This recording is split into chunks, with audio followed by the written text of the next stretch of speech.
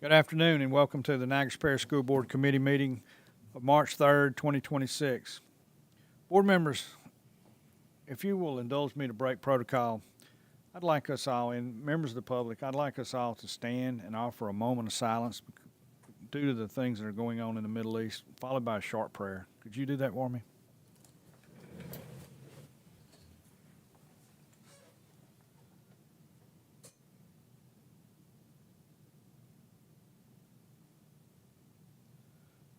Heavenly Father, we know not your plan, but we trust your word.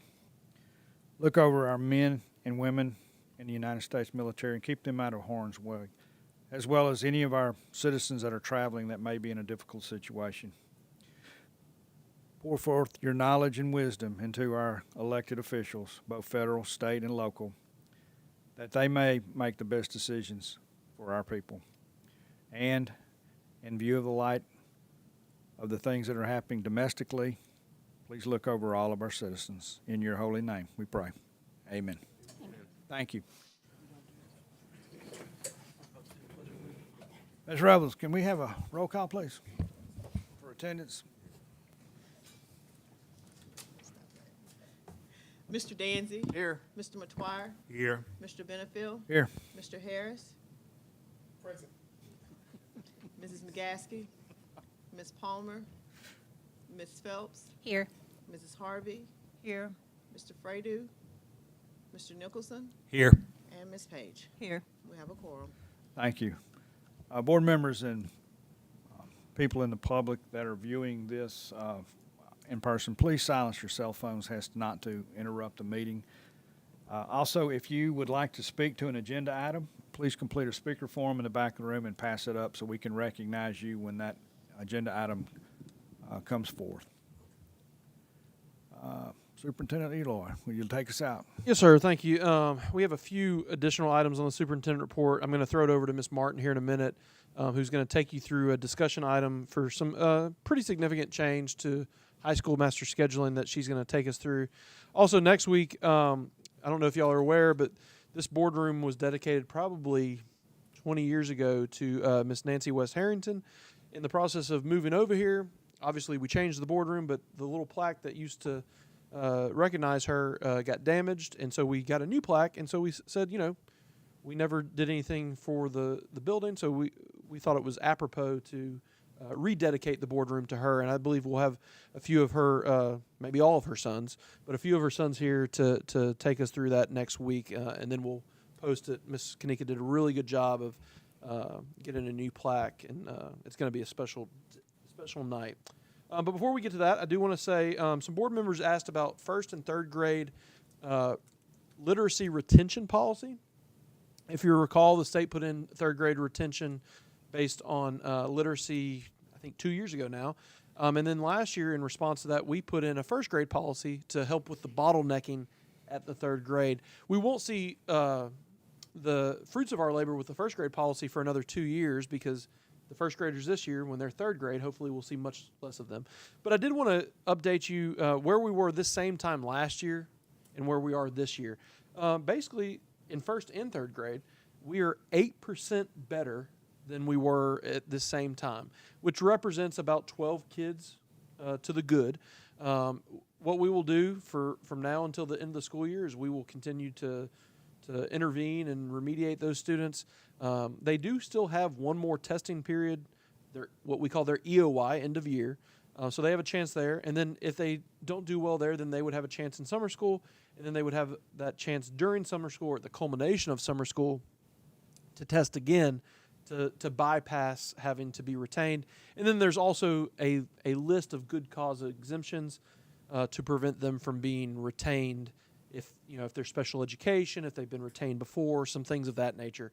So we'll keep y'all updated in the next few board meetings because I know anytime we're talking about retaining students, that's something that you would get calls about, and we want to make sure y'all are able to speak to that if parents call you.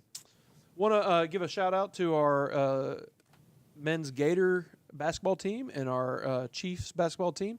They are both in the second round of playoffs, and they will be tipping off at 6:30. I can see Pastor Harris has his shirt on. and he's hoping Mr. Benefield runs through the agenda so he can get over there. I don't think either team, knock on wood, is going to have any problem. Also, we want to recognize our social workers. It's National School Social Worker Week recognition. These are folks that deal with the social, emotional, and mental health and just general well-being of our students, and so we appreciate all they do. There's probably a lot of people who don't even realize we have social workers at schools, and so we definitely want to give them their flowers and thank them for their hard work. Also, spring testing is coming up. I had a board member reach out to me this past week about what does that calendar look like. Realize there is the state calendar and then there is the district calendar within that state window. We will start testing for 3rd through 8th. Actually 3rd through 8th and high school, May 4th through the 15th. It starts on May 4th, and depending on the grade level, it may run as long as the 15th, and also makeups during that time period as well. And then we also want to mention that our seniors, any seniors that still have to do, at that point, it'd probably be a makeup test or a test that if they transferred in, they just had never taken the class. They will be testing March 30th and 31st because obviously they have to pass those exams prior to graduation. And then finally, a little bit of cool news. The NIT organization that we are heavily involved with, but they are nationwide. They're all over the place. They're in pretty much all 50 states. They put out their annual report today, which is their big kind of report on what was good, bad, and otherwise for their organization. And Louisiana was highly featured, but also Natchitoches specifically was one of only 2 or 3 school systems in the state that were mentioned in this national publication for NIT. So very excited about that, and then hopefully we can possibly get some more awards when we go to the national convention here, I believe in April March for NIT in New Orleans. So without any further ado, I'd like to throw it over to Ms. Jennifer Martin. She's going to take us through this high school master schedule change that we were talking about. Hi, everyone. Let me zoom in on that for you, Ms. Martin. All right, so I'm going to talk about the upcoming changes in the high school master schedule that will begin next school year. As you know, for really over 2 decades, a very long time, we've used a traditional block schedule at both of our high school campuses. It's been a strong, consistent schedule, 4 courses in the fall, 4 new courses in the spring, very organized. It's been part of who we are, and truly, for all of these years, it's served us well. A couple of years ago, the state announced there will be a reduction in the amount of state testing. Less testing in 3rd through high school grade levels and courses. The state has not rolled out the reductions all at once, but rather in little pieces at a time. So they will continue to make decisions in reduction of testing until the state feels like there's the right balance where we are still adequately measuring state standards but not over-testing students. So this past fall, very important, we received a state release of a new major policy change for testing in high school. It's a big shift.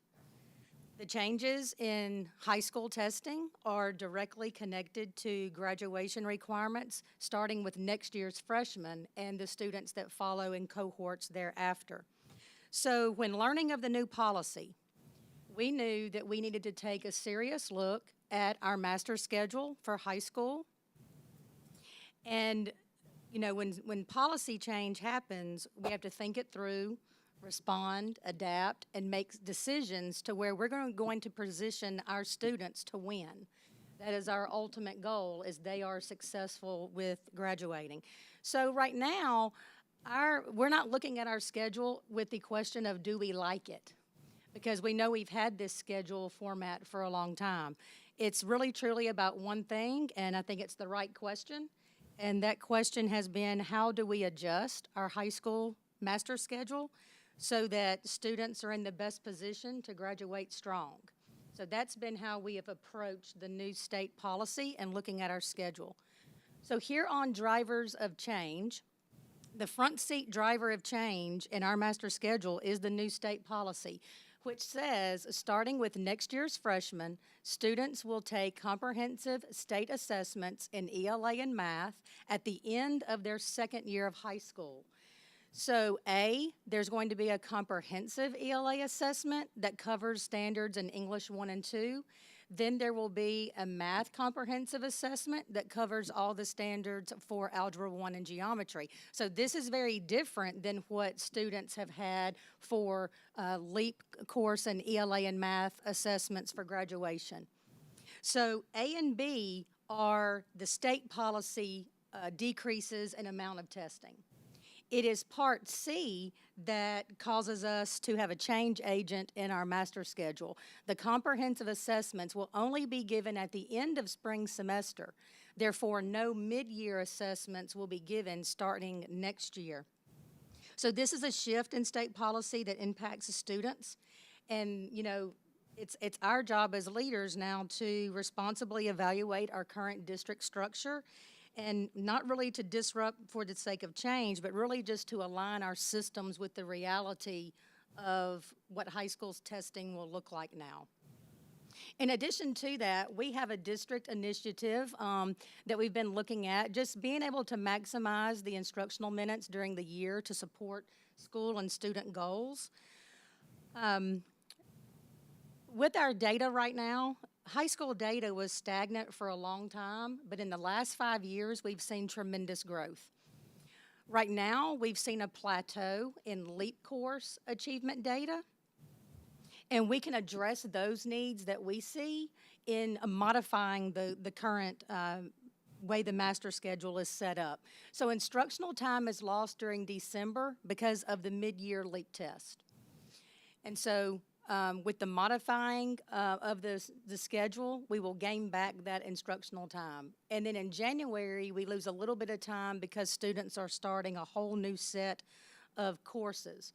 And then, of course, with our setup, there's proficiency exams, and they take those every 4 weeks through the semester, so we'll gain back instructional time there. So there's 3 things we're trying to accomplish with our adjustment to the high school master schedule. Number 1, respond the best way possible to new state policy in testing. 2, address our district concerns. And 3, honor our long-time block schedule because it's long established and it's worked for us. So that's what we're trying to accomplish.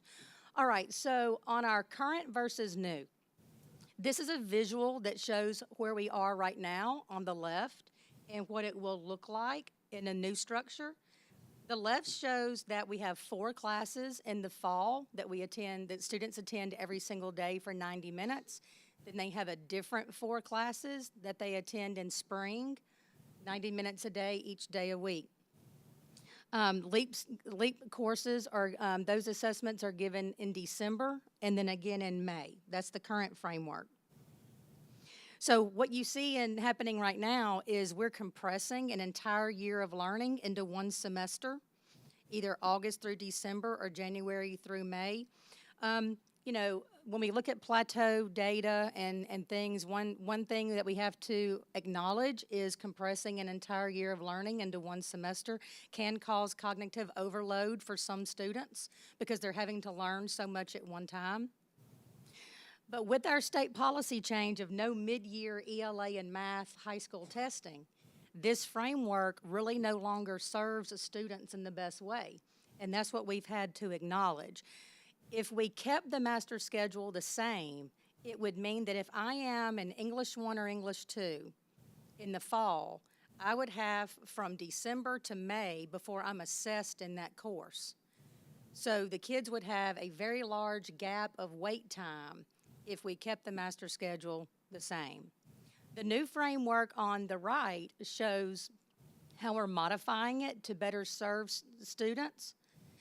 We're honoring the block system, which we've had in place for so long, but we take the compressed semester and we expand it into a year-long learning course. And then, so you see that on Mondays, we've called that C Day. So this is basically an ABC day setup. On Mondays, that's like the lesson sets up the learning for the week. That's why we have C Day at the beginning. Kids would go to all classes. But then Tuesday through Friday is operated on an AB day. It's still 90-minute courses. There's still 5 lessons a week. So, but the difference is I'm in that class from August through May. I'm building stronger relationship with students. I have more time to direct students. So that is the change from current to new.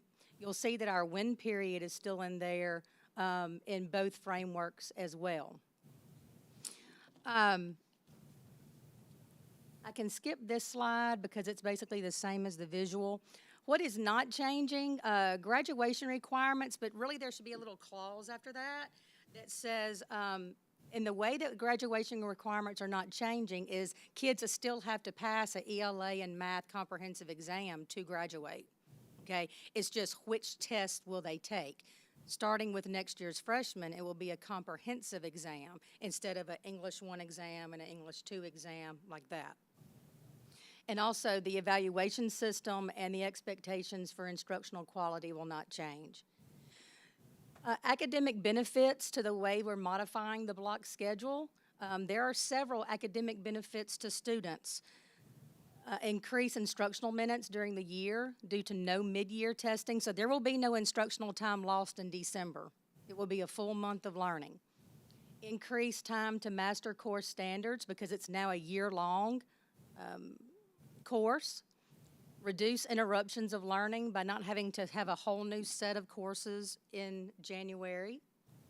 There's always some time there that first few days of school to get everyone's schedule right. So if I end up with my schedule changed, I've lost some learning time there. Maintain the, I think mine is mixed up. Which one are you on? Okay. Maintain continuity for freshmen by having year-long courses like they've had their entire educational career. They've had year-long courses since kindergarten. Next, increase content exposure for ACT prior to mid-spring testing. This is a big one for us because currently, if I am in a course that I don't start till January, I don't have much exposure for what those skills are going to look like on ACT before I take the ACT in March. I've only got about 8 weeks of learning before the ACT is here for when it's given at the school level. Increase quality of preparation for work keys. Maintain elective and CTE pathway success. This was a huge one for us because we wanted to modify the schedule in a way that would not decrease the minutes per class for CTE classes. You've got to have time to do the labs. You've got to have time to do the projects in these classes. So that was really important to us for them to being able to attain the credentials. Teachers maintain a 90-minute planning period per day. Maintain the current amount of instruction per day, but the course lasts the whole year. Maintain student access to intervention, acceleration, and credit recovery through win period. So all of that will stay the same. Other benefits, that's kind of an extra, hooray, is the 90-minute block that provides elective and science classes. They still have time for those labs and projects. CTE students often participate in different types of competitions. So they now have longer to prepare for those because it's not being cut off in December or not starting until January. Teachers and students have a greater opportunity to grow relationships with each other. We have a lot of students in both of our high schools that are involved in extracurriculars. So with the ABC day structure, those extracurricular students will have more time to complete assignments or prepare for class exams because you have A day on Tuesday, Thursday, you have B day on Wednesday, Friday. So a basketball game doesn't Yeah, really a get basketball game, you don't get home until midnight, but there's a test from today's class. You have tomorrow to study for it before the test is day after tomorrow. We are able to maintain our sports block in the master schedule, and we deemed that important because some students don't have transportation to be an after-school practice. So that sports block is important to boost the participation for students with that as well. And then if there's a student who has a discipline assignment of ISS, short, or OSS, there's a reduction of how much learning is missed because it's on an AB day schedule for that particular class. Instruction and logistics, so it's also our role. We have to figure out the logistics of this because it is a logistical change that we have to figure out, and it's very doable. It's just lined out in steps. Our department will provide guidance and curriculum instruction as needed. Campus operations, those teams will develop, plan, and implement the adjustments in campus operations. So like one thing is lunch shift. You know, lunch shift times will look different on C day and instead of AB day, things like that. So teams will be working on those types of things. Our timeline here in the spring, our department, along with Ms. Gilmore, will help high schools draft and finalize their master schedule based on ABC day. Counselors will study each student and schedule those students into classes. Communicate the changes to parents and students and stakeholders. And in this summer, leadership teams have to finalize the logistics of their campus operation. It's basically, are we keeping 3 minutes in a transition? Are we moving to 4 minutes? You know, the logistics of how do we teach kids and roll it out simply. These are my A day classes. These are my B day classes. And then at the start of the year, very strategically using our orientation events and the soft start that we already operate to teach students the transition, because we also have return students that, you know, will be sophomores, juniors, and seniors next year. That the ABC day will be new to them, whereas they did not have that this year. But basically, in the moral of the story is they're still getting 8 credits a year.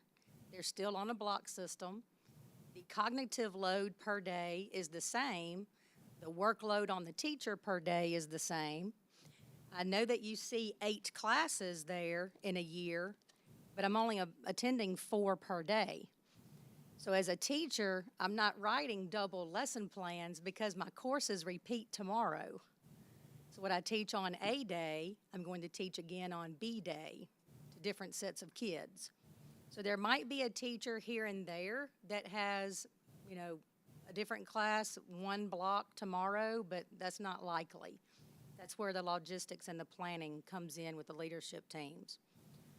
So that's our timeline and the basis of what it will look like and the reasons why. It matters. If we keep things the same, we don't believe we're serving students the best with the new state policy in high school testing. And we would be doing them a disservice if we don't adjust it. I would like to add before questions, there are 2 districts that are currently utilizing this that we kind of piggybacked with. They're both A districts. One is Livingston. They don't do it, I think, in every high school, but the majority of their high schools. And then Central, which is Central Community District. And then if you follow the Shreveport news, Bossier just announced that they're moving to this, which we are slightly above Bossier, but they are a quality high B district. And they're moving to this as well. And we actually anticipate that many other districts will. They just haven't. The new state policy is causing every district to strongly look at their high school master schedules because of the no mid-year assessment change for ELA and math. Any Our questions? communication plan to the students is one, but the parents is going to be another. What does our communication plan look like to our parents? So we've been talking about that, and as I was actually in this meeting, I had a parent text me, already a little confused, not because Ms. Martin isn't a good communicator, but it's a lot of information, and so we probably will have a kind of a spring getting ready for next year day at each high school. Not sure what that looks like yet, but we feel like a flyer won't really do this justice. A Facebook post won't do this justice, but we're trying to work through how to communicate this with full transparency, but not overload parents with a lot of, internal jargon that they don't care about while also getting the message across. So we're still working through some of that, but we feel like it's more of a face-to-face type of meeting with parents. You and I had talked about perhaps a communication plan for the entire parish, and this might be an opportunity to segue to some of that. Yeah, and when we typically have meetings at the high school, a lot of times it's one of two things. It's like, hey, seniors, graduation type stuff, or hey, everybody, it's parent-teacher conference, which I don't go to parent-teacher conferences because my kids are perfect. Not really. But we don't get full participation. With this, it's going to impact every child to a degree. Not even to a degree, it's going to impact them. So we feel like if we start kind of advertising soon and pick a good date, because Lord knows we have graduations and we have award ceremonies and we have basketball and softball and baseball. And we do want to think through how we word the communication, because it is, even though it looks significant and the planning of it is significant, the operation of it for the student is pretty simple. And one detail that I can add is Middle Lab has operated on an A-B day for science and social studies for over 10 years. They go to ELA and math every single day, but their social studies and science has been A-B day. Magnet went to A-B day in science and social studies about 2 to 3 years ago, and so did NJH. NJH tried an A-B day. The difference of why it didn't go so well in junior high compared to the high school is they need the 90 minutes. They needed the 90 minutes like the high school has, and they were trying to operate it on a 70 to 75, and it wasn't as successful. The other issue and the reason we went to ABC is there's never a question of where do I go? Because if you're on AB day, say you have a singular holiday or we're out due to snow or hurricanes, then everyone in the building, administration and teachers included, are going, is it A day or B day? Yes, so we don't want to do the fluid A-B day where this week A day is Monday, Wednesday, Friday, and next week it's Tuesday, Thursday, and the next week it's Monday, Wednesday, Friday. We want the same thing every week. So every single week, Monday is C day. Every single week, Tuesday, Thursday is A day. Wednesday, Friday is B day. So there's no guessing and trying to remember what day I'm on. So that will be more simplistic as well. Any more questions? Ms. Martin, the calendar that we passed in February, will that still support this change? Fully, yeah, it won't affect it. I'll tell you, there is Actually one make benefit. it better. There is one Okay. benefit that, and Mr. Fredu put it in there, and I'm glad he still did. But one of the big things when we come back from Christmas is the high schools they're restarting. It's a brand new year, and from a logistics standpoint, that's like, I mean, it's just everything is changing. Our counselors are pulling their hair out because they're having to do it, new scheduling. This will be that first day back from Christmas. It's just the same. It will give high school teachers the same opportunity as elementary and junior high on that day that we come back from Christmas. They'll be able to evaluate mid-year checkpoint data on kids instead of trying to close out one semester and start a new semester. So it'll be an increase in quality for them as well. I'll tell you, when y'all first heard us discuss this, we talked about going back to a 7-period day, which scared the heck out of us. But we were trying to go towards addressing this comprehensive exam. We heard from teachers like, not no, but heck no. Probably a little more colorful language. And we were the same way. And then we were like, well, what about, and then plus we were going to do away with some of the benefits to CTE and dual enrollment. And then we were like, well, what about just staying with block? And then that's scary too. This truly, and I was skeptical because I went in and I asked every question. The first one being, will teachers keep their 90-minute block? Because if they're not, then it's a no-go. But we truly cannot find there's handoffs or trade-offs, but there's not a true negative to this that we found as of yet.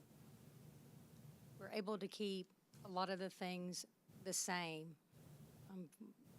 as it is now, but we knew that when we looked at the period system, it wasn't going to work. It was going to add workload to teachers. It was going to shorten opportunity in classes for kids. You can't go to a FACS class and do a cooking lesson in 50 minutes from start to finish and relish the results. It's time to go, or you're already gone. And so just to protect those CTE classes, especially in the science classes, the period system wasn't going to work. All right. Okay, thank you. Thank you. Thank you, Ms. Martin. Mr. President, that concludes my superintendent report for the month of March. That's great. Okay. Move on to informational reports. Mr. Shirley.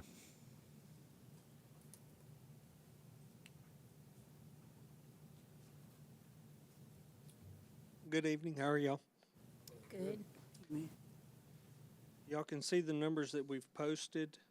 I've got a few big ticket items that I want to bring up that we had done this past month. We got the restroom stalls repaired at Fairview Alpha. We had to do some piping due to the freeze, some repiping at Marthaville. We got that completed. Miss Crystal Davis asked for some picnic tables for her students for good behavior. We got the Ag Department at Active Central to build her a couple. We had them go ahead and waterproof them. We took those over there, so she's going to use those for her folks for some pros. New playground equipment for LP Vaughn has started arriving at my shop. We're still looking at the 16th as the start date for that to be put up. So hopefully we can have that done by the end of March. And that is the That is the Royal Royo Martin stuff. Yes, we got the actual canopy and part of the equipment, I want to say last Thursday, and we got another piece yesterday. So it's slowly coming in. And as we get it, we're putting it in the warehouse, and we're waiting on them to show up on the 16th. So hopefully we can have that going by the end of the month. Just doing our normal PMs, like our domestic backflows. We had our state testing done on those. We have some repairs that we need to have done on those, but that's usual. It's dealing with water. Kitchen hoods have been cleaned for 2026. That's another one of our major PMs. We'll revisit that again in the summertime. But the major news is we've had some meetings with the architect for Provençal, for the bonding stuff out there. We're getting some drawings back and starting to look at the way that's going to take shape. So hopefully we'll have some good news and have some projects started out there here before too long. Does anybody have any questions? The doors on Fairview, the bathroom door. The stall doors have been put on. Yes, sir. Thank you, Mr. Shirley. All right. Thank y'all. Ms. Ramona.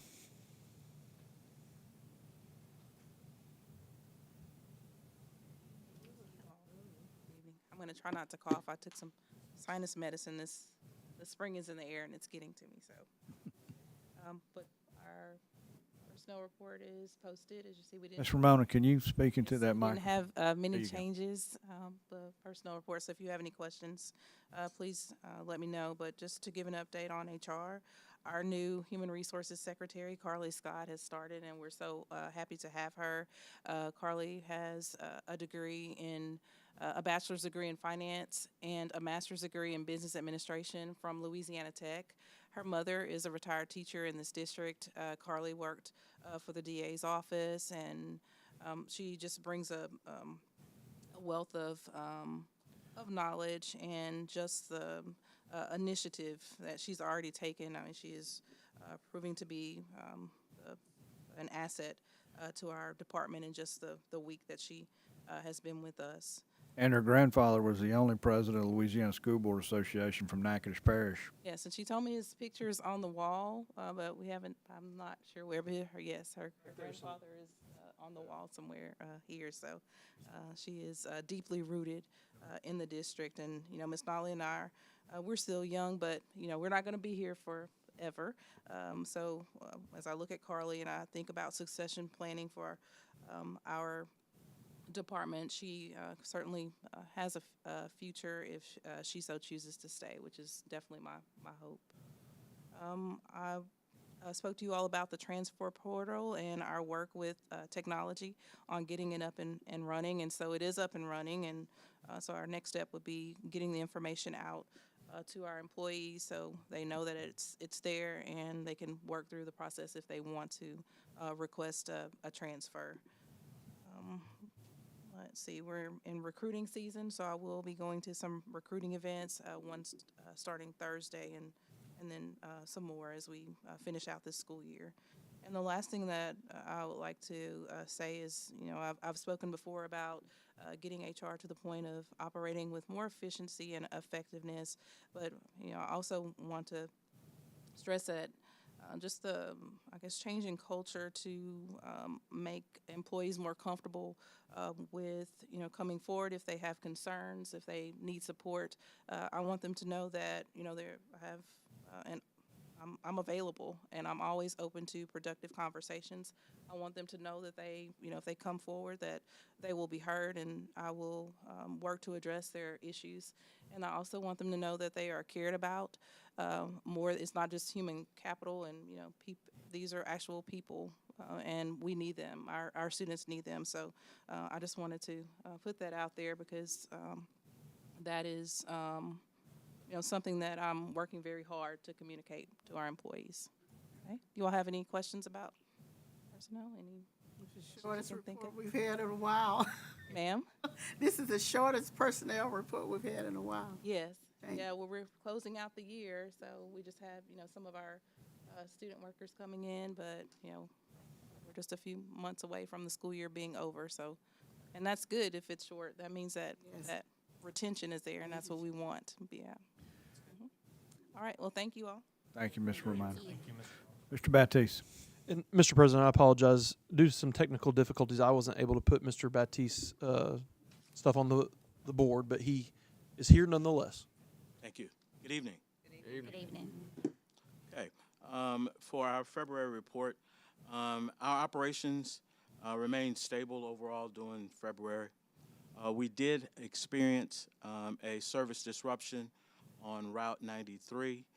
It was due to an abrupt driver departure.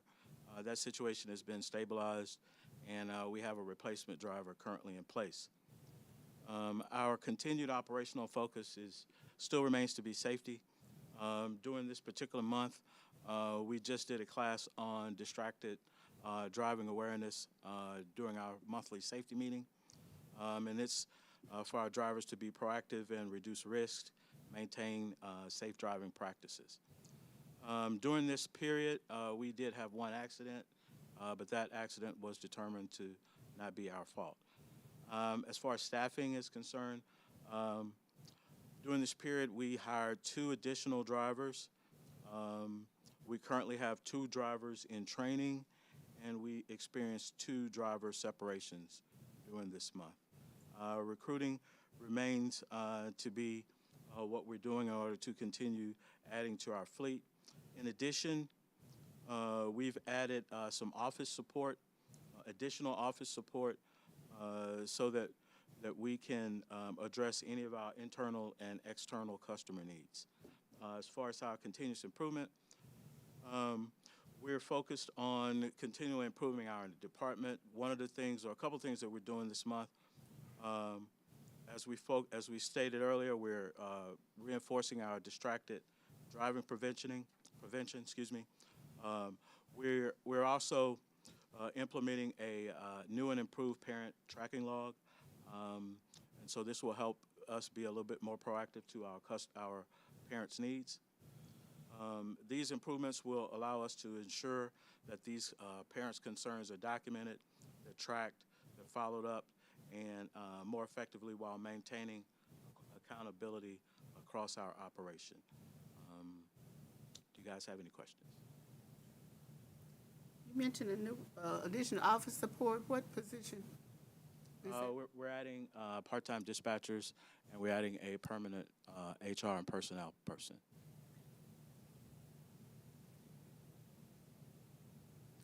Thank you, Mr. Baptiste. Okay. Ms. Page, your report, please, ma'am. All right, so Finance, Facility, Service, and Insurance. 7A, we have an MOU between Natchitoches Parish School Board and Northwestern State University. Yes, ma'am. I appreciate it. Routinely, I think since I've been here, we've revisited the MOU with NSU. believe 2 or 3 times.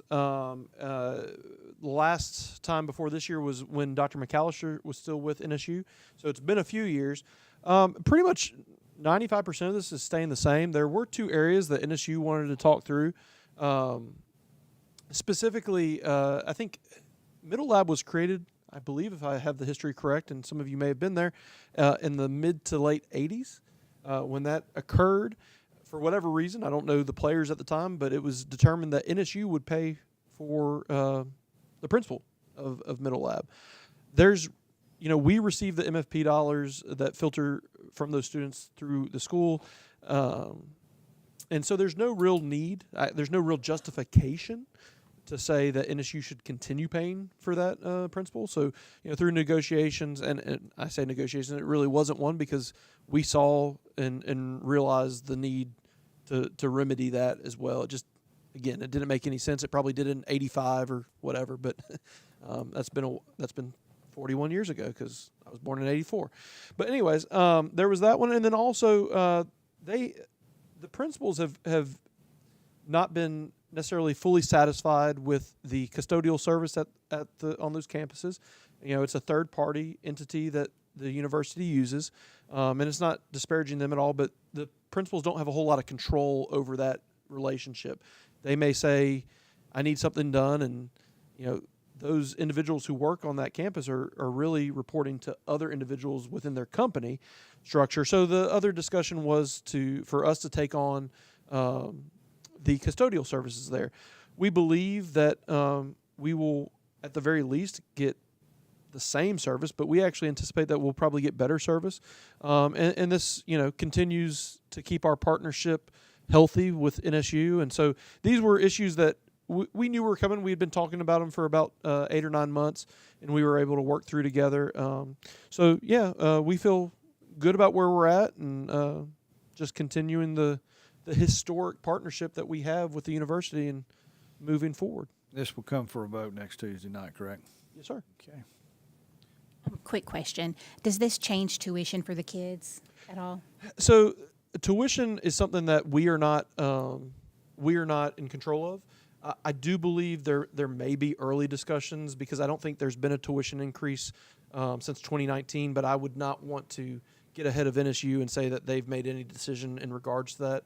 Okay. The MOU would not address that, but that would be something that I would imagine if NSU does make a decision to do that, they would inform parents this year, and it wouldn't go into effect until next year.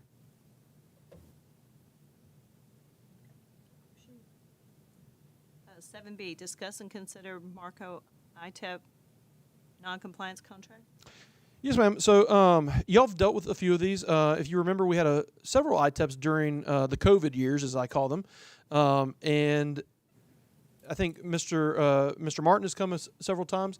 We're excited tonight because Mr. Scott Poole is here, and he is I think he's been with Royal Martin for many years, but he is the new CEO. I don't know if he knows this. I taught his son Matthew, and I see he's now a doctor.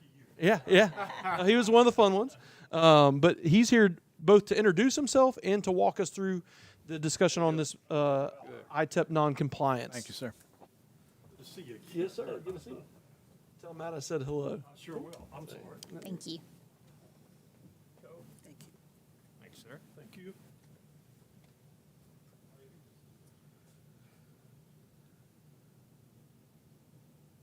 So I got strict instructions from my internal auditor to get my behind up here and introduce myself. Somebody said, who is Scott Poole? I thank you for that introduction. I have been an employee of the Martin Companies this is my 40th year now. And I'm the new CEO and president of our company. And that includes obviously our plywood plant in Chopin and our OSB facilities in Oakdale and Corrigan, Texas. I don't know if you know this or not, but our plywood plant down in Chopin is the largest plywood plant operating in North America. So it's pretty impressive. We generate 500 million square feet of plywood annually out of that facility, which is typically about double what any other plywood plant across the country can do. So Who am I? I live in Pineville, but I'm a product of the public school system. I was born and raised in a little community just east of here in Gina, Louisiana. My daddy retired from the parish school system after 30 plus years of service. My father-in-law was a past president of the school board, and my brother was a school board member in LaSalle Parish. So we heard a lot about, I heard a lot about the school system growing up, obviously, and since my wife is Dr. Heather Poole, she's a chancellor of the Central Louisiana Community and Technical College now, I hear about it every evening when I go home.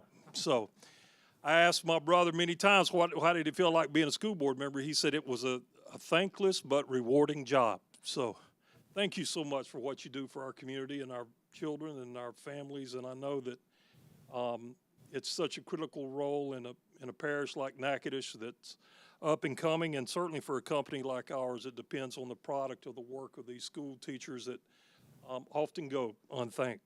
But no, I'm here to answer any questions that you may have about our company.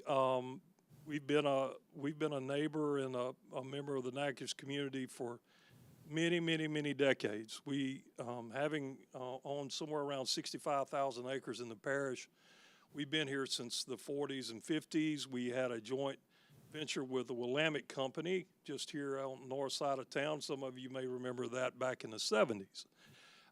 We built our plant in Natchitoches in 1995, and currently we employ right at 730 employees at that facility, which is about half of our total employee population across our company, of which about a third come from Natchitoches Parish.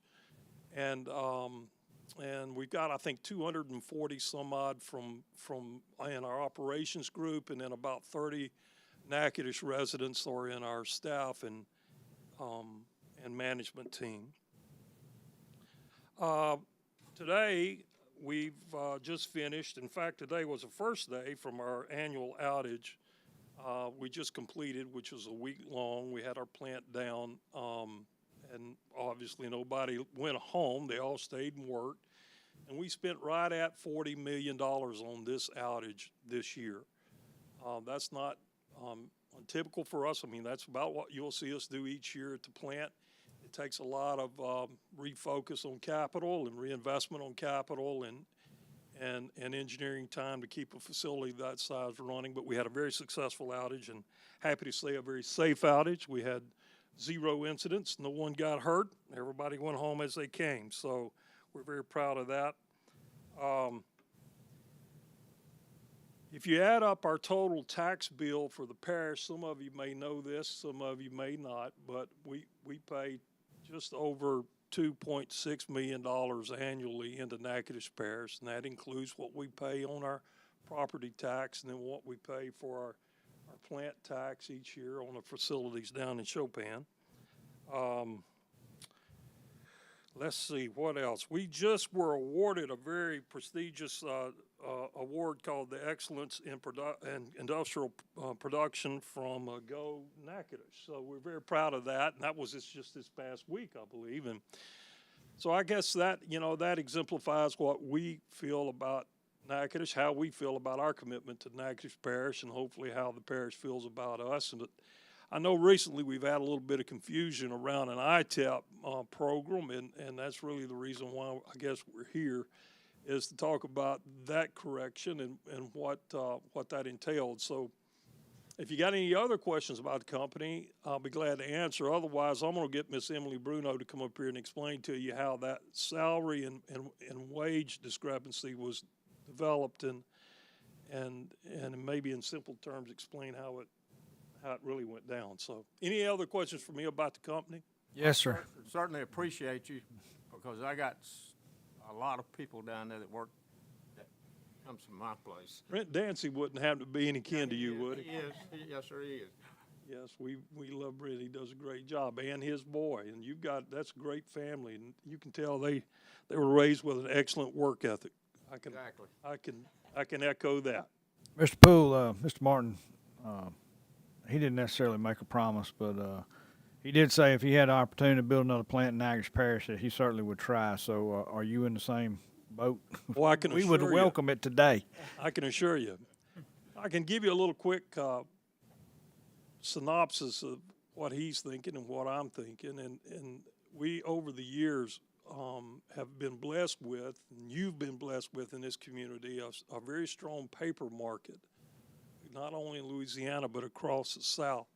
But if you look back over the last 20 years, we've lost 13 million tons of consumption just in our wood basket in Louisiana. That would include northern part of the state, down to Port Hudson, and west in the very eastern portions of Texas.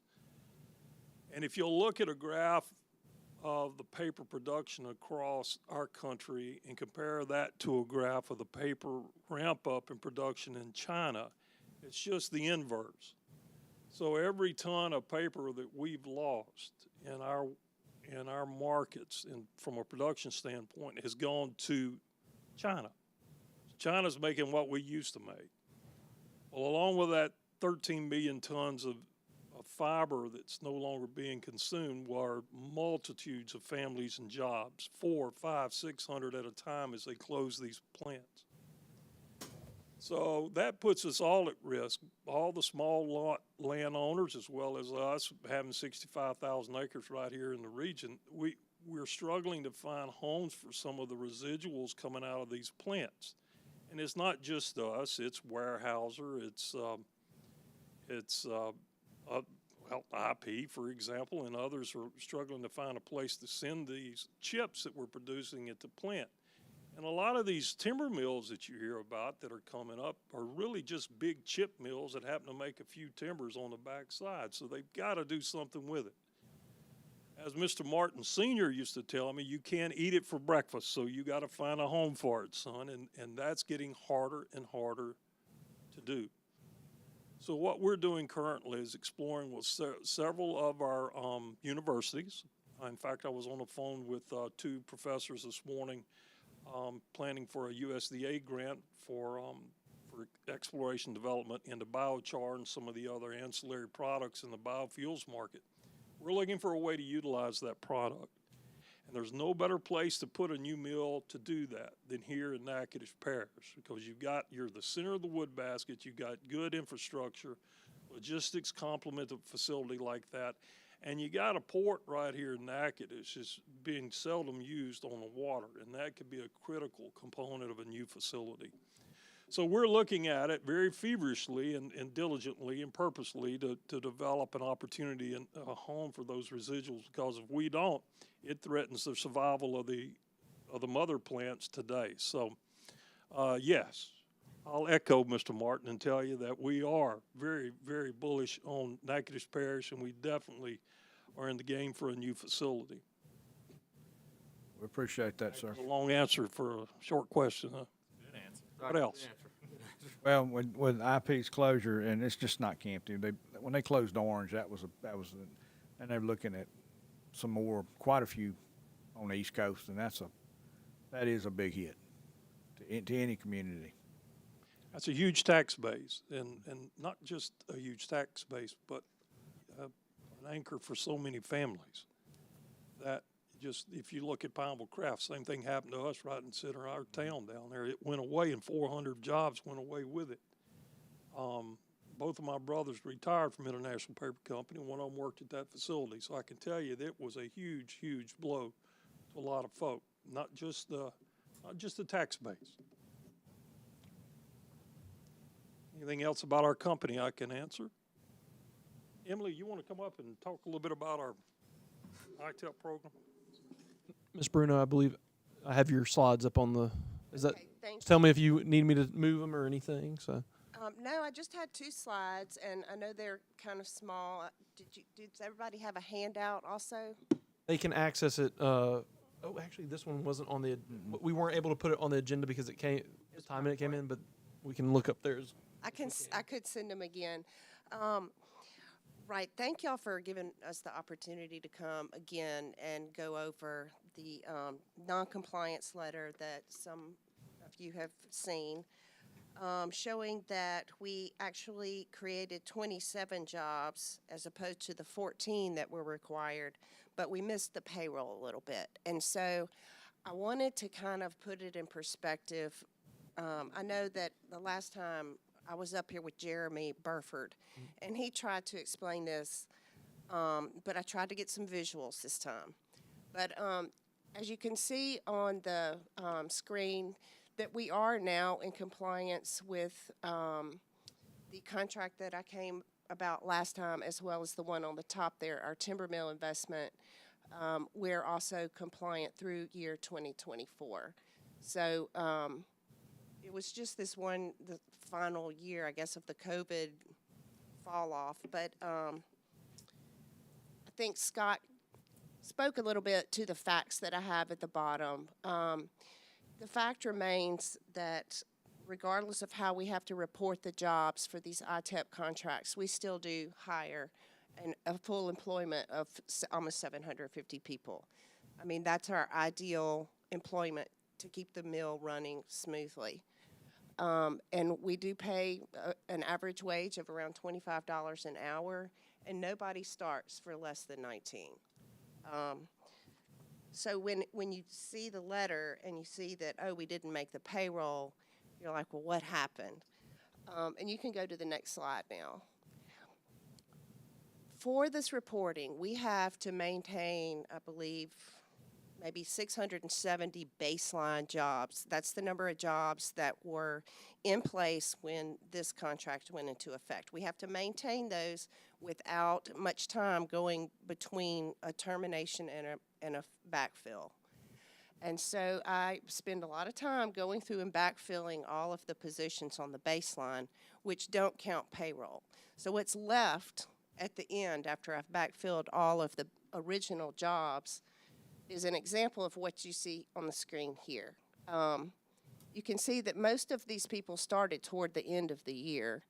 And so we're only picking up, 2 months of payroll maybe. And so, yeah, there are 27 jobs, but the dollars associated with those are not an annualized amount. So it's really not telling you the true picture. We did have the jobs, but we didn't pick up a full year salary for them. And that's why it appears that we fall short. Ms. Bruno, were you struggling to hire them? Was that what was that? We have a high turnover, and so it's kind of like a constant churn. I mean, we do have a good base of employees, but I do have to keep backfilling them. And we go through times where it's hard to hire, and sometimes it's not that hard to hire. But yeah, we average, I would think, around 720 at any given month. I'm sorry I didn't have that, but No, that's fine. I just sometimes when you start these ITEPs and you gear up to hire, and sometimes you just don't find the right candidates, and it pushes your payroll back. So I was just curious if that was the case. no, I think it just is a kind of anomaly on the way that the reporting occurs. But anyway, I would like for y'all to keep that in mind when you do make if you make a recommendation to the Board of Commerce and Industry. We're committed to, like Scott said, maintaining the mill and possibly even expanding it. So we're definitely not going to cut our jobs right now. I'm very familiar. We used to have to go to Baton Rouge to do that, so I'm very familiar with that. Did y'all have any questions or concerns that I could help with? If there's no questions about that, we just want to make sure that, and I'm saying this out loud, so I remember I'm looking at Ms. Kanika, that we invite y'all to the groundbreaking of the playground when that occurs. And I think we're gonna do a little plaque and everything for the donation. But We're definitely excited to see that. yes, ma'am. Thank y'all. Thank you. I would say, Mr. Billy, you're right in that when we first built that mill back in 1995, the first year we had almost 100% turnover. That's amazing to me because now we're in 22% turnover annually today, which is really, really good compared to a lot of these facilities in like regions across the South. So we stabilized this workforce quite a bit over the last 30 years. The dollars get them there, but manufacturing production is not for everyone. No, sir, it's not. And, working night shifts and 24/7 operation like we have is not everybody's cut out for that. And I understand it. Some people don't want to do that. We appreciate y'all very much. And if you've all got my card now, if you need me, send me a text or call me or send me an email. I'll be glad to respond to get you more information if needed. Thank you very much. I do see your paper that comes out too. Sir? See your paper that comes out. Yes, sir. That's pretty good, huh? It is. Yeah, we do. We like that. We appreciate that very much. By the way, all 4 of my children went to public school, as you well know. Pineville being the best of the ones, correct? Pineville being right there close to the top. You're absolutely right. 2 Pineville High School and then 2 through Ash, and every one of them successful in higher education after that. So I really. And I got to mess with my pal Jeff Powell because as much as I love those schools, Natchez Central is above both of them right now in SPS, and Lakeview's nipping at their heels. So yeah, right.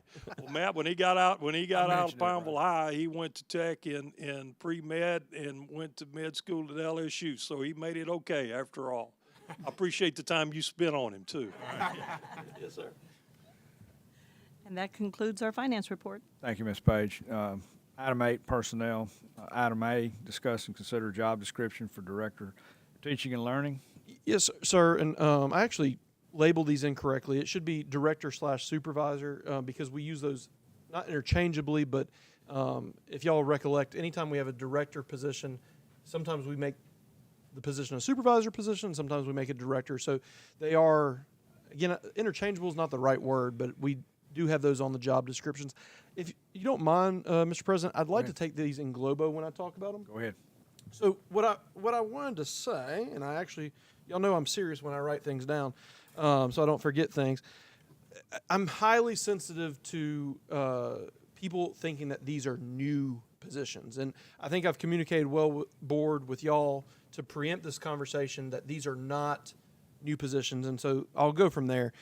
These adjustments represent a thoughtful reorganization rather than employee growth or expansion. I want to be clear that I can guarantee, say that again, I want to be clear that I can guarantee there will be no increase in the total number of central office positions from 26-27 to 27, to 26-27 from 25-26. This is about working smarter with our existing structure and meeting our obligations responsibly. As part of the previously discussed reorganization of our teacher and learning department, I'm bringing forward 4 updated job descriptions for your consideration. This proposal, again, is not about expanding central office staffing, but about strategically realigning responsibilities in response to several evolving needs.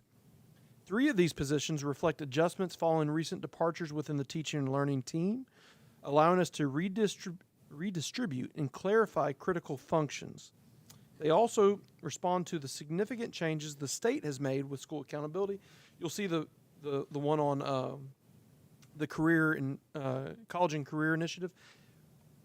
That is now worth 25% of our overall school and district performance score. So we need someone who's monitoring and maintaining those structures consistently.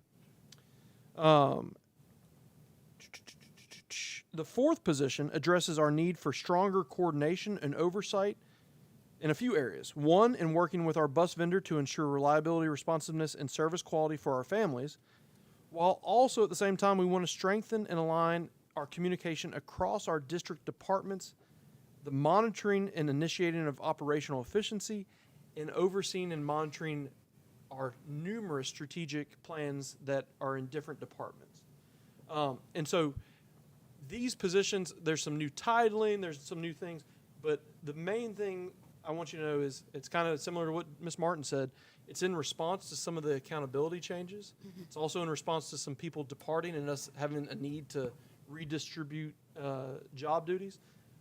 But I can tell you there is no part of me that wants to enlarge the central office, but there's also a recognition, a self-awareness, as it were, that even if I wanted to, that would be a fool's errand.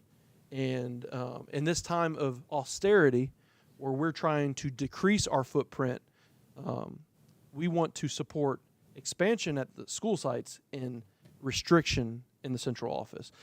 So if you want to get in, if anyone wants to ask details about any specifics about the specific jobs, I'm more than happy to, but I wanted to kind of globally make sure everyone understood that this is not about expanding central office in any way, shape, or form. I see Mr. Nicholson and Ms. Phelps are grinning and talking about Mr. Fredo and busing in the meeting. Mr. Freight, what was that? Sorry, what?